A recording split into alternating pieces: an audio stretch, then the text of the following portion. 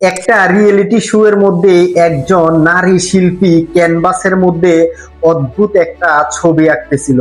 এটা দেখে বিচারকদের কাছে মনে হচ্ছে যে এটা একটা মিনিংলেস। সে আসলে কিছুই জানে না, সে সময় নষ্ট করতেছে।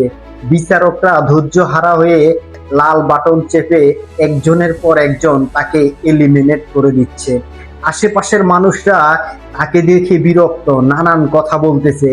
এটা দেখে পরবর্তীতে সকল বিচারকরা তার লাল বাটন চেপে তাকে এলিমিনেট করে দিল। ততক্ষণ পর্যন্ত মেয়েটা ছবিটাই আঁকতেছিল। তারপর মেয়েটা তার আঁকা ছবির উপরে কিছু চক পাউডার দিয়ে দিল।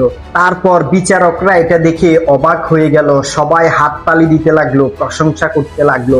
এই মেয়েটি যেই বিচারকের ছবি অঙ্কন করেছে সেই বিচারক অলরেডি লাল বাটন চেপে দিয়েছে, অলরেডি তাকে এলিমিনেট করে দিয়েছে। তো আমাদের বাস্তব লাইফেও এটা থেকে চমৎকার একটা বিষয় শিক্ষণীয় আছে।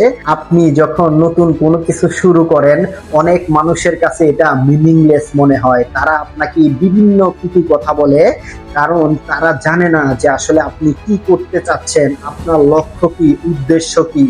তাই আপনি তাদের এই কুটু কথায় কাজটা ছেড়ে না দিয়ে রেজাল্ট আসার আগ পর্যন্ত ধৈর্য ধরে কাজটা করে যান। কারণ ওই মেয়েটার মতো যখন মানুষ রেজাল্ট দেখবে, ওই কুটু কথা বলা মানুষগুলাই আপনাকে হাততালি দিবে।